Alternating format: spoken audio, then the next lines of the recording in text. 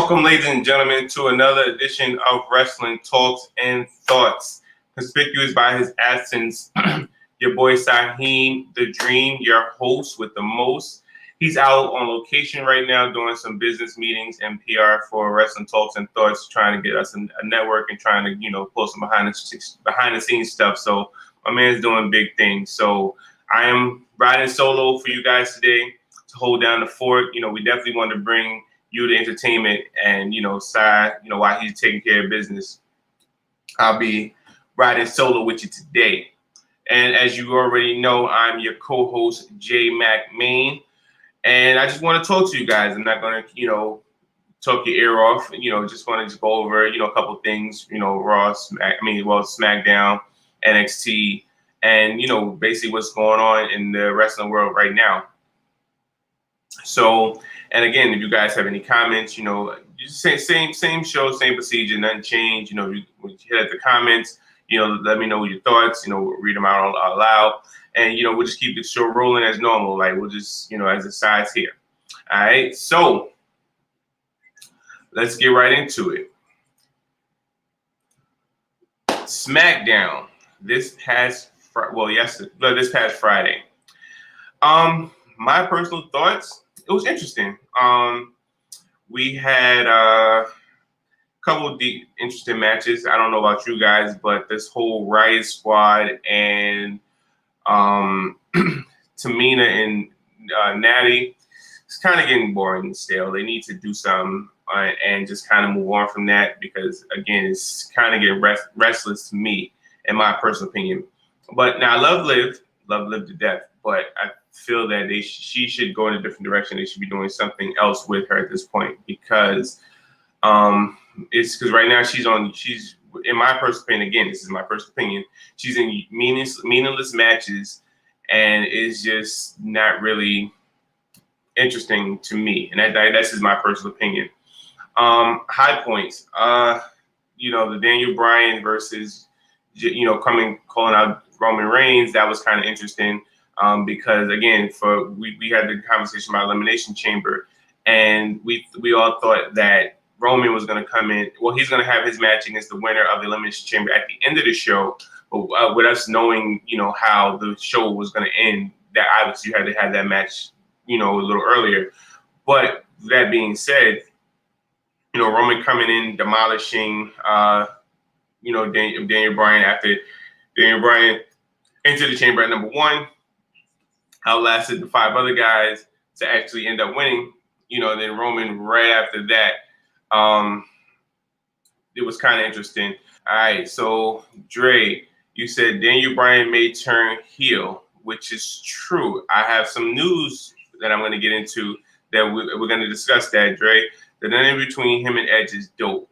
I agree. Now, Dre, so again, and that point I was going to get to, when Daniel Bryan and Edge had that, conversation backstage, and Edge had Daniel Bryan alluded to saying, like, I don't think Edge can beat Roman, and Edge walking up like, yo, wait, what do you say? Like, so that's kind of an interesting dynamic because of the fact that, Daniel Bryan's a baby face, and, baby faces normally put over baby faces, but the fact that he kind of alluded to it and saying, like, I don't think you can beat Edge. I don't think you could beat Roman. Like, that was kind of a weird, interesting dynamic. So I will have to see. And like I said, when I get to the news part about it and towards the end of the show, you'll see what I mean. Also, what kind of had me, like, kind of baffled a little bit was, so during Smackdown, for the past couple of weeks, Roman has been, demanding Edge pick him. Edge, pick me. Edge, you need to fight me. You know what I'm saying? This is the match you want. You need to go ahead and do it. So at Elimination Chamber, Edge finally decides to say, you know what? I'm going to fight you, Roman, at Mania. And he points to the sign. Then on SmackDown on Friday, Roman comes out like, back out. You don't want to do this. This is not the match you want. Like, so for weeks, you've been telling Edge to pick you. Now he finally picks you, and now you're telling him he don't want to fight you. Like, I'm kind of confused, but that's neither here nor there. As of right now, the match is set. Now it's crazy because then as we watch the SmackDown during the duration of the show, they were nitpicking towards saying like, hey, I thought it was supposed to be a tag match at Fastlane with Edge and Daniel Bryan versus Jey Uso and Roman, which we never even heard about, even knew about. But apparently that's what they've been talking about, and Daniel Bryan versus Jey Uso would have put a monkey wrench in that. So we'll just have to see. Dre said, "Laugh out is mind games." Yeah, it is. It definitely is mind games. But again, it's just it's funny, at the same time because Roman's like, yo, you don't want to do this. Back out. But like I said, we'll see where they go with Fastlane. We'll see whether it's gonna be Jey Uso. I'd rather be Daniel Bryan versus Roman for the Universal Championship, or is it going to be the tag match as hinted to? So one of the news I was gonna get to, if you guys, so I don't know what made me watch. Matter of fact, I know exactly what made me watch Talking Smack. I typically don't watch Talking Smack, to be honest with you, because I don't like it. You know what I'm saying? Like Raw Talking Smack. Not a big fan of it, but I've been getting alerts, and I'm sure you guys have been getting alerts all day too. All week about Daniel Bryan name dropping CM Punk during the live Talking Smack segment that he was on. So I'm like, you know what? Let me watch Talking Smack and see what the hell's going on. So I've been to go to watch Talking Smack, and as I'm watching Talking Smack, Seth Rollins is on there, and he's talking about the whole segment with him and Cesaro. Bianca comes out, and she's on the table and she's happy, and she's like, this is going to be the first time two African American women is going to headline WrestleMania, so it's big for her. That's why she picked Sasha. So Daniel Bryan was a guest, and Daniel Bryan now, if you guys don't know, Paul Heyman is also a guest with Caleb Braxton on Talking Smack. So as Daniel Bryan's talking, he goes to he's talking to Paul, and he tells Paul Heyman, he's like, hey, listen, I want a match against Roman Reigns. I know I can beat him. And he said, I sit back, and I think this is Daniel Bryan, I guess, cutting a great promo or digging in his bag, as they say. So Daniel Bryan reiterated and stated that, and when he said it, it was kind of mind blowing, and I'm like, wow, that's crazy. But what he said was the two men that's going to headline WrestleMania for the Universal Championship competed in a total of 3 matches for the whole year. Three matches for the whole year. And that's Edge and Roman Reigns combined. He said in the last 8 days, I competed more than those two men combined, which is a mind-blowing stat. Dre said talking Smack is dope. Yeah, I typically don't watch it, Dre. I really don't, but I'm gonna start because that segment was fire. I kind of liked it. So for those of you who didn't see it, so then as Daniel Bryan stated that claim, he's like, yo, I want to, there should be no way that I'm laying on my back and letting the fact that 2 guys wrestled a total of 3 matches for the whole year headline WrestleMania. He's like, it can't happen. So Paul Heyman offers Daniel Bryan a proposition. Now it's similar to the proposition that Travis had when Travis was on the show. He kind of brought up, but he kind of hinted to say, hey, listen, Roman Reigns will fight you for the Universal Championship if you could beat Jey Uso this Friday on SmackDown. So they're gonna have a rematch on SmackDown. But if you don't beat Jey Uso, Daniel Bryan has to acknowledge Roman Reigns as his tribal chief. He has to acknowledge him as the head of the table. He has to acknowledge Roman Reigns. So I don't know if that's the word of Daniel Bryan joining Roman, but if he doesn't beat Jey Uso, that's what he would have to do, acknowledge Roman as his tribal chief. So Daniel Bryan stated, he said, you know what? That's fine. I don't mind that. He said, if I can beat Jey Uso, I'm a man of my word. I will stand up and I will acknowledge Roman as the head of the table. I will acknowledge him as my tribal chief. I will acknowledge him as the best wrestler I've ever stepped in the ring with. So Daniel Bryan kind of upped the ante. He said, okay. He said, but I have a stipulation. He said, if I'm going to fight Jey Uso, I want to fight Jey Uso in a steel cage match.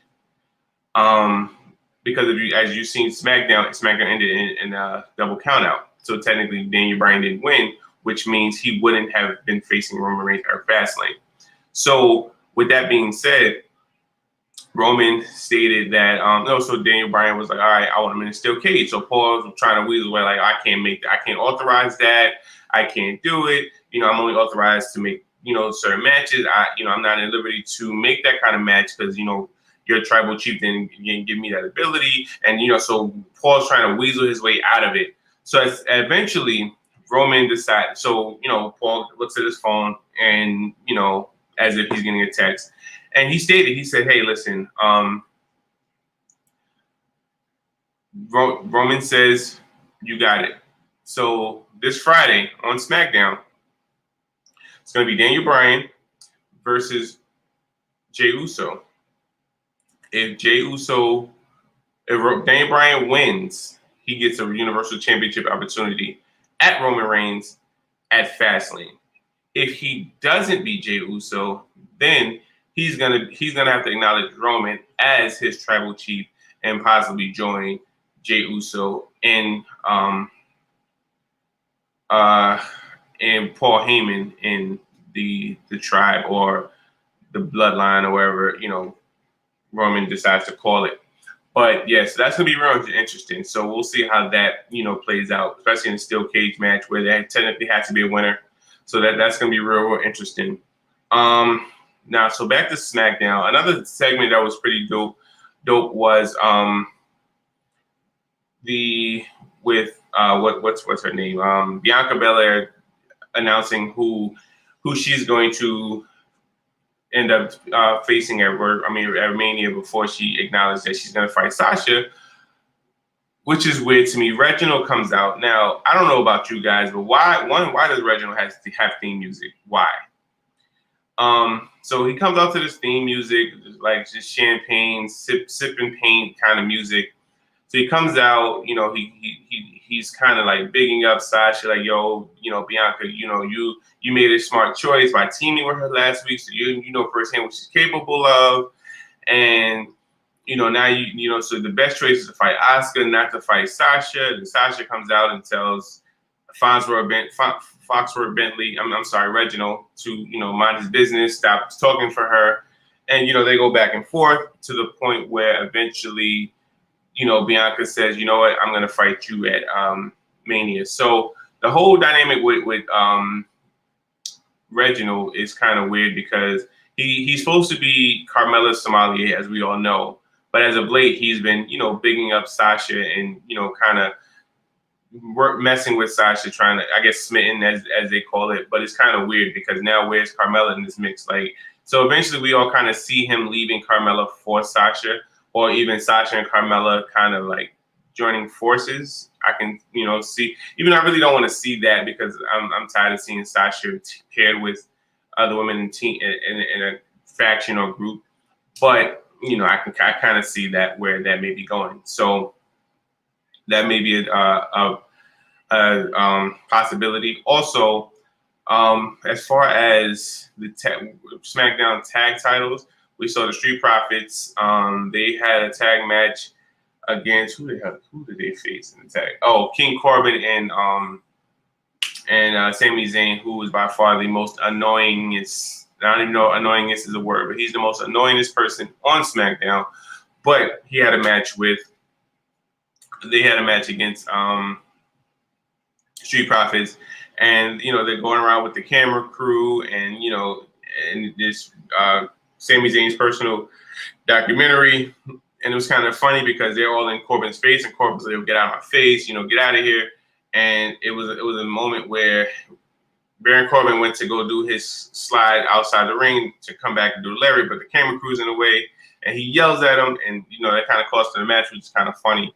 So I don't know where they're gonna go with that dynamic with Sami Zayn and Corbin, but it was kind of funny. And Saheem will tell you, Saheem always stated that watching Baron Corbin is like watching paint dry, but he has admitted he's been intrigued, and he's kind of opening it up to Baron Corbin's promos. So that was kind of interesting there. Also, what else happened? So the Mysterios is still in this feud with Alpha Academy, which is kind of, that's another thing. Like, I don't know, like it's just something about the Alpha. I mean, as far as the Mysterios, like they need to kind of split them up because they're too happy-go-lucky, and they're just too happy, and this is I don't know. It's not my kind of thing. I'm like, all right, listen, I get it. Father and son, you guys are doing your thing, but they kind of need to branch them off where Dominic is doing his own thing and building his niche. Now, I do kind of feel that Dominic should have came up through the NXT, brand, and then with him coming up through NXT, he would have gotten popularity. He would have gotten some kind of shine, some kind of, recognition. Then, catapult into the main roster, so therefore people can get an idea and see what he's doing instead of him, just catapulting direct to the main roster. Now he's good, don't get me wrong, but nobody's really gonna take him serious as a single competitor. And just like Humberto Carrillo, like we don't even right now. Humberto Carrillo, he's now chasing R-Truth for the 24/7 championship. He hasn't had meaningful matches or anything of that sort. So yeah, so Dominic, I don't want Dominic to fall into that kind of category, but I just don't see that in him. Like I feel like again he should have came up through the NXT brand and kind of branded himself to do it like that. Also, what else happened on SmackDown? So again, Jey Uso and Daniel Bryan fought no more contenders championship. It was kind of weird because at the end of the day, if you guys have been paying attention to the last two matches that Daniel Bryan and Jey Uso had, Jey Uso completely washed Daniel Bryan. Like, it wasn't even fair, So, and as I'm watching the match on SmackDown, I'm like, dang, Daniel, like, Jey Uso's beating the brakes off Daniel Bryan. Like, come on, Daniel Bryan, throw a punch. Like, I feel like I was Pops on Friday, like, throw a punch. Get in there, son. Do something. You know what I'm saying? But again, as we all seen, the match ended in a double count out, which was pretty interesting. Again, which also meant that nobody actually won the match. So with that being said, so Daniel Bryan ended up not getting a championship opportunity. So we'll see how that pans out later this week. Now, so I think that concludes SmackDown. I'm trying to see what else actually happened on SmackDown. Jey Uso, the Roman. Yeah, I think that pretty much sums up SmackDown. Now let's go to NXT. Let's go backtrack a little bit. So NXT was real interesting. Obviously the match of the night was with Karrion Kross against Santos Escobar, their street fight, and Santos Escobar pretty much washed Fantasma, like all three of them, like they didn't stand a chance.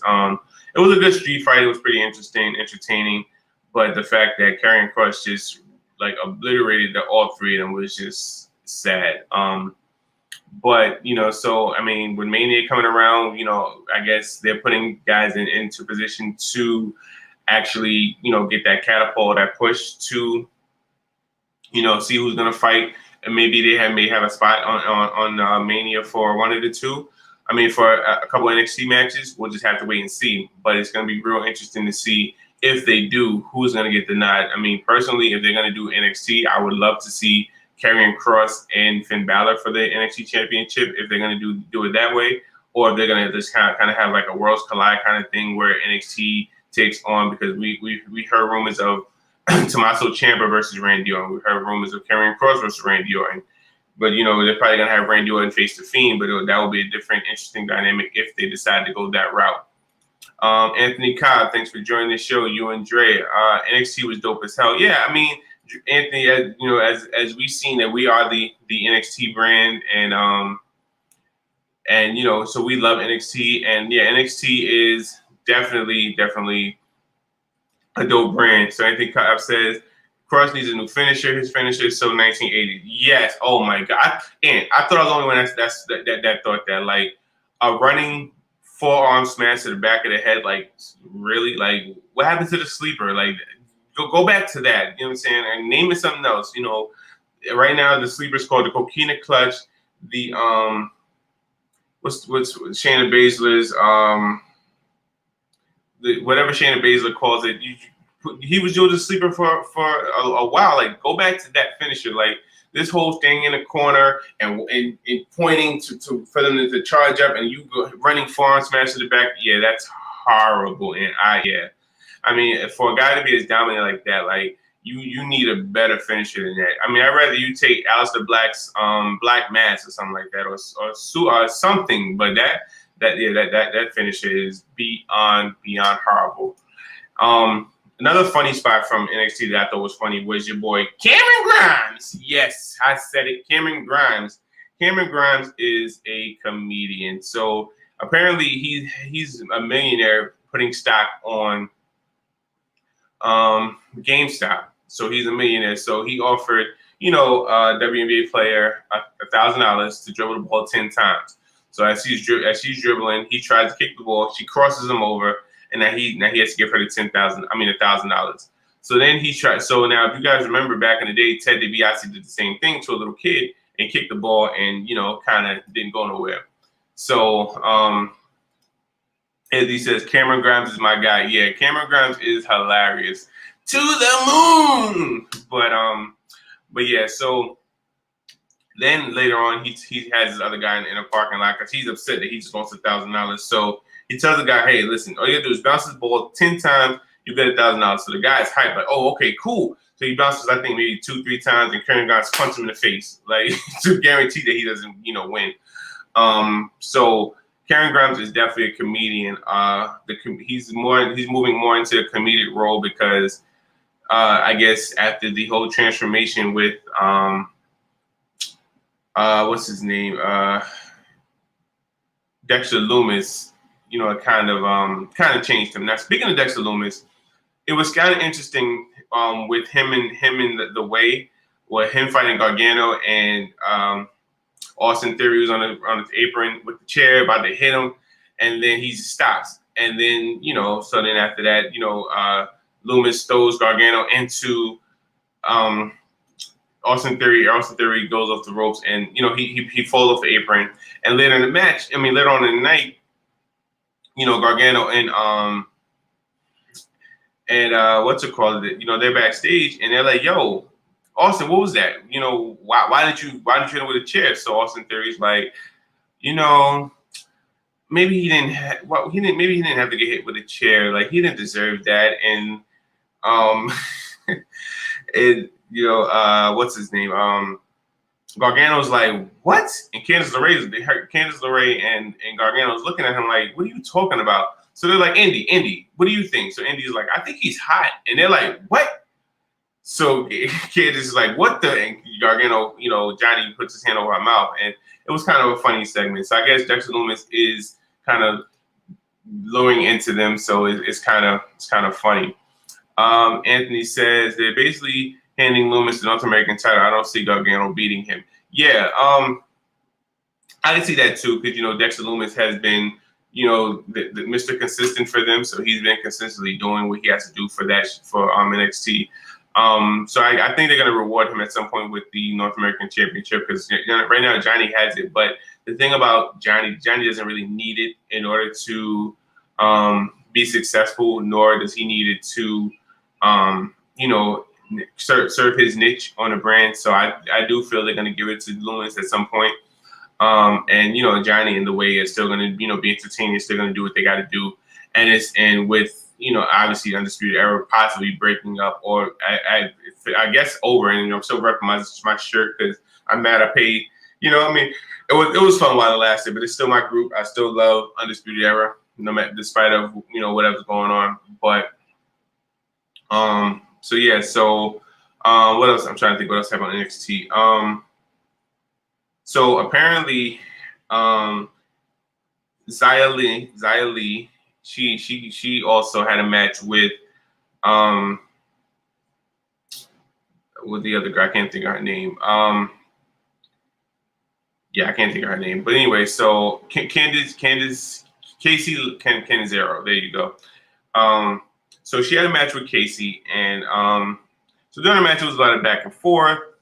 So at some point, Casey Xia Li kind of went crazy, and so she kind of stepped on her knee, basically broke her leg storyline wise, but her leg was on the steel steps, and she kind of jumped and landed on her knee. So I guess Casey's gonna be out for a short period of time.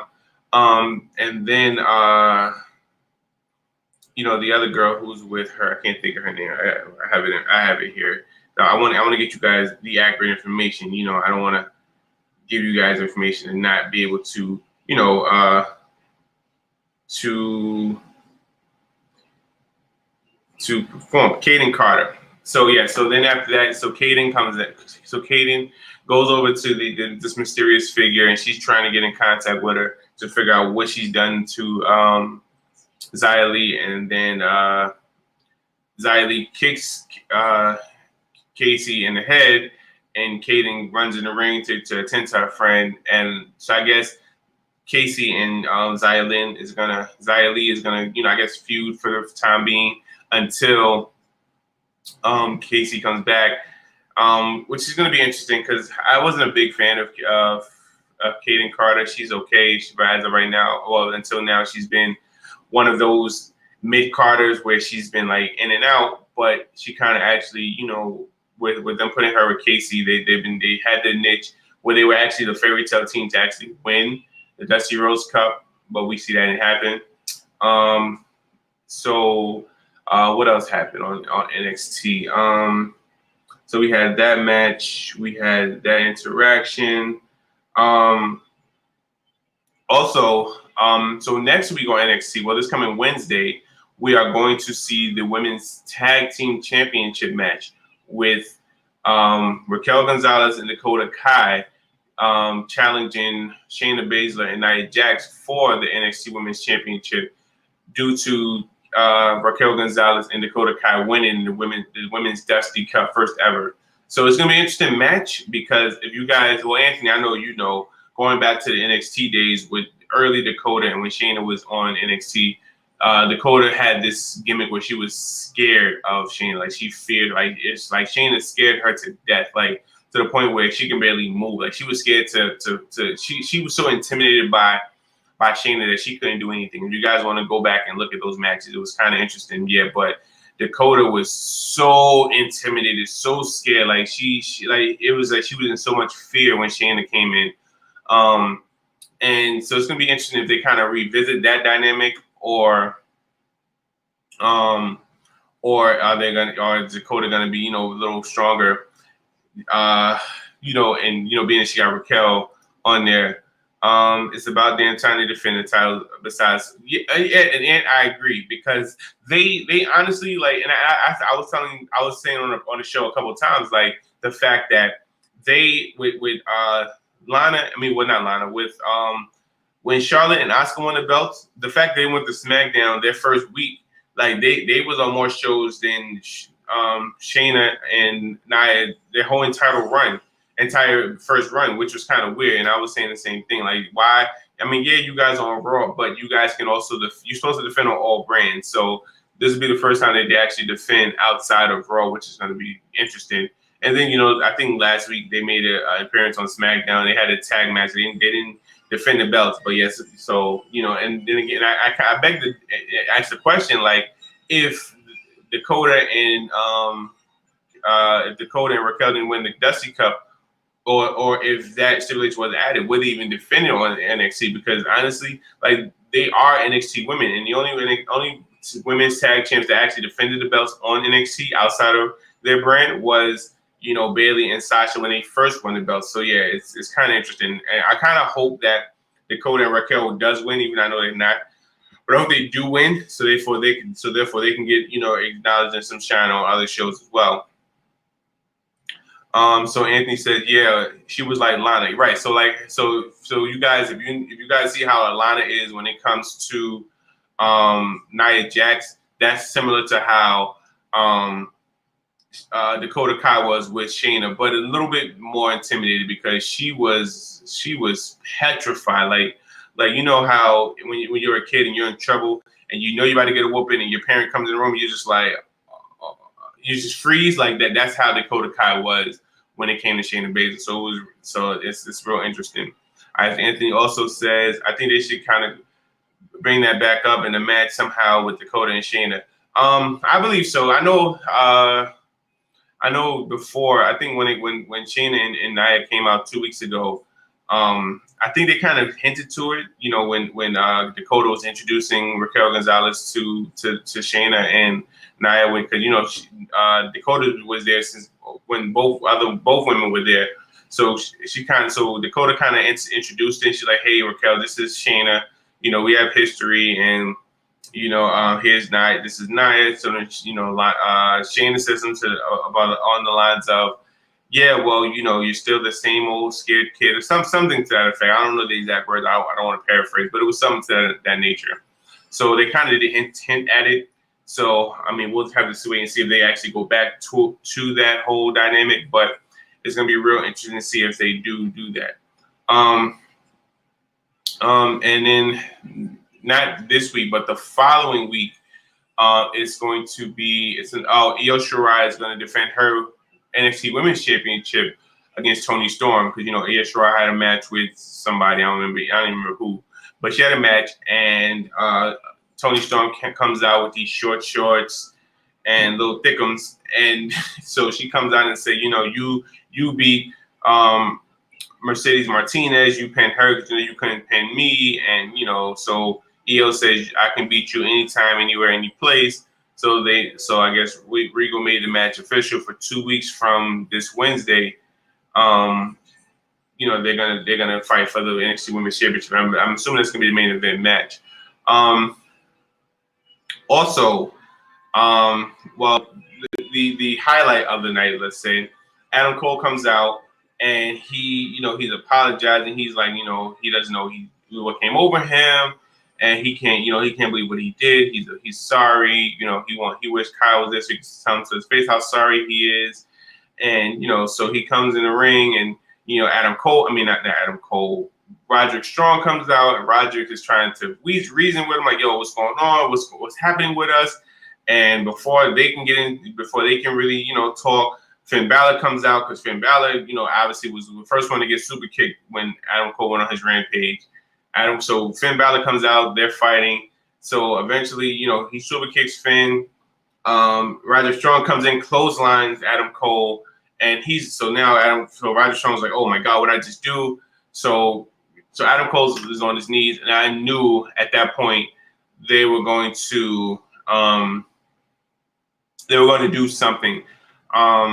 So the fact that Adam Cole didn't get up, I'm like, yeah, he's gonna hit him with a low blow or something. So Roderick Strong, you know, grabs him. He's like, I'm sorry.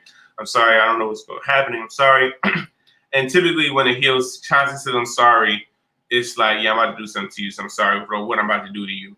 And that's pretty much what happened. So, you know, Roderick went to pull up Adam Cole. Adam Cole hit him with a low blow. Then he hits him with a Randy Orton. You're stupid. Grabs the Undisputed Era dog tags, rips it off. So a lot of people think that symbolizes the end of Undisputed Era. We'll just have to wait and see. And it's real funny because while all this is going on, Bobby Fish is still hurt. So Bobby Fish left with a brotherhood. Now he's going to come back to Shambles. So it's going to be real weird, funny how they build that dynamic. Anthony Cobb says, yeah, they're building up Storm. They haven't had a heel women's champion since Shayna. You're right. Yeah, because, you know, would you consider Charlotte like a heel? Because Charlotte was sort of a heel at the time when she took it from Rhea Ripley. So I guess you can kind of say Charlotte to a certain extent. But if you don't include Charlotte, then yeah, because it went from Shayna to Rhea to Charlotte, Charlotte to Io, and Io's had it since, Takeover. Anthony said Adam really lost his mind last week. That promo reminded me of some Attitude Era backstabbing. I can't remember who did that before. It was real Shawn Michaels-esque. Something real Shawn Michaels-esque, real something, definitely some Triple H would do. So I'm sure that was Triple H's brainchild that Triple H kind of brought up and kind of, was like, hey, let's do it. Let's go with this route. Because you come out and you say, you're sorry. So now you got everybody confused. Like, is he sorry? Did he make a mistake? Was it WWE kind of pull a trigger on breaking Undisputed Era, but they kind of not. But then he goes and attacks Roderick Strong, which is funny. So it's kind of weird how they're going about that. But Anthony, I do agree. It was like Attitude Era-esque. Let's see.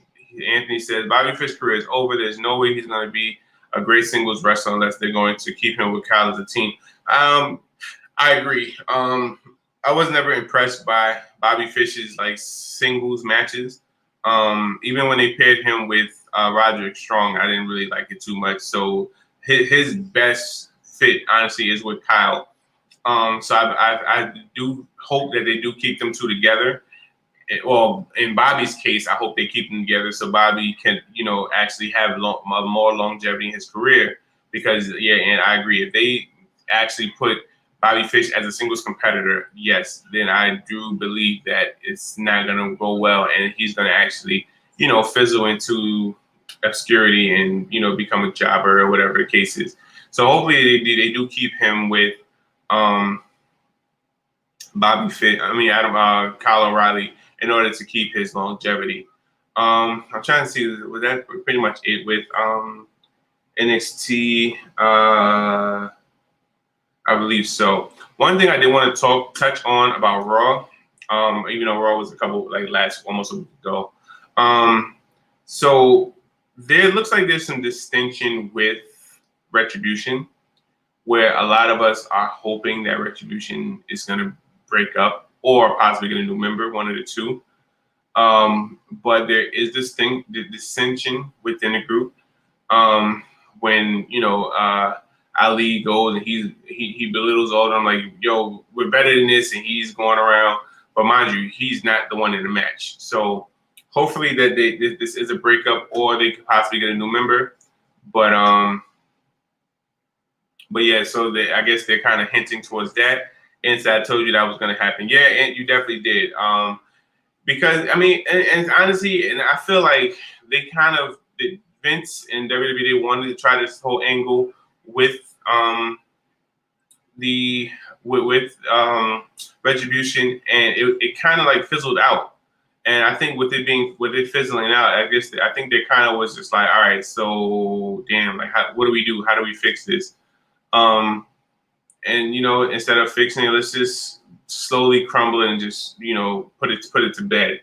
Now, a funny segment that I kind of enjoyed was when the New Day was in the ring and Retribution comes out and and Reckoning comes out, aka Mia Yim, and Xavier Wood lights up like a light bulb, like, oh, yo, Reckoning, I want Reckoning, I need to fight Reckoning, so it was kind of hilarious. So because he said he beat every member of Retribution outside of Reckoning, so he feels he should fight Reckoning next.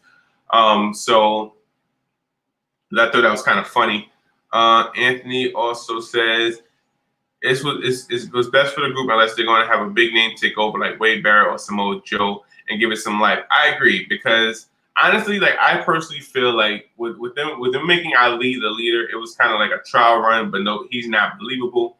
And even with the fan, even if there were fans, it would have been that shocking moment, but at the end of the day, it still would have kind of fizzled out. So I do think they do need like a big name or something to try to revitalize or kind of like help them out. But I think what really buried Retribution was the night that they came out and they fought the Hurt Business, and Hurt Business decimated him. And then the Fiend came out right after that and just took out all 4 members by himself. Like, from that moment, I was like, yep, it's a wrap for Retribution. They're done. It's over. that run is completely finished.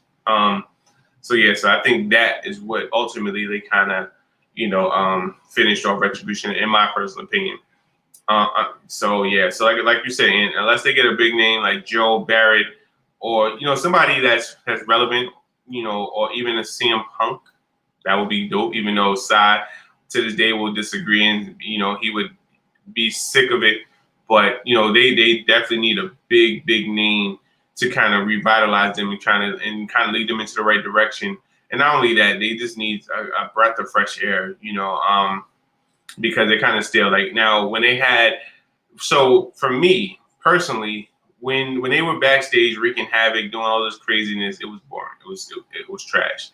But then when they had all these random members and they actually came into the ring and started attacking superstars and doing, now that was entertaining. That was more NWO, as that was more of what we needed to see. But as far as anything else, it was just stale. Like I didn't like the stable. Now, if they would have kept it with the names that they said they were going to do, like Tommaso Ciampa be the leader and kind of went to a different direction, then maybe it would have been a little better. But we see, guys like Ciampa and Gargano, they're NXT ride or die. They don't see themselves leaving. Even Cole as well. So those guys, I don't see them leaving. So so with that, it's going to be more so them just being where they are and not going anywhere outside of that.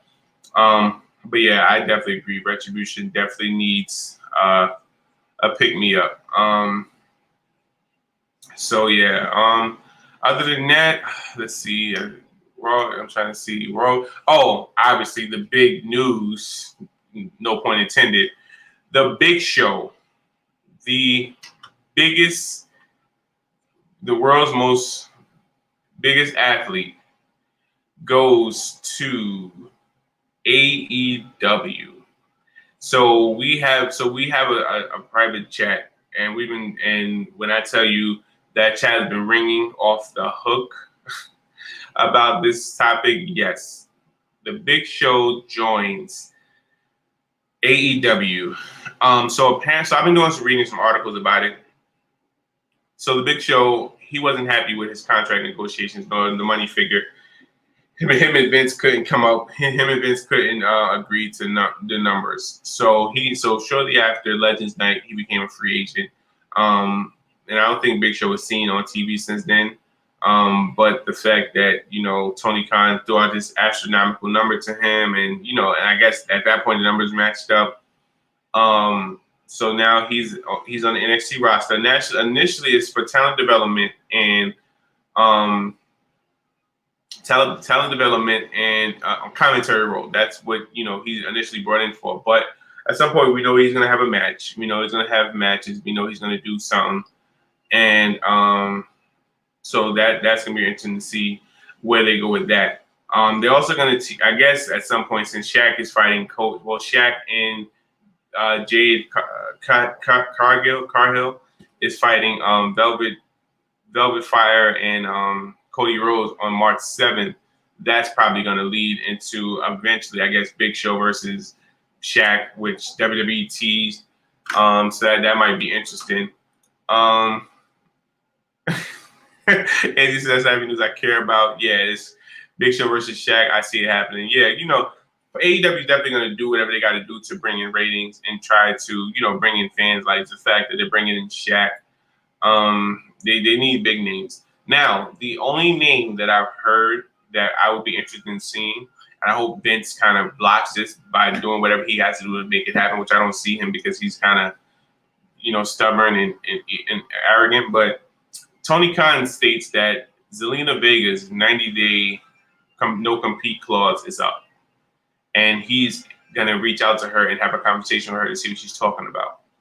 Now, I hope Vince smartens up and blocks this idea, because if Zelina Vega goes to AEW, a lot of people are going to watch just because how they feel she was mistreated in WWE, and the reason why, and felt she was mistreated because of her release.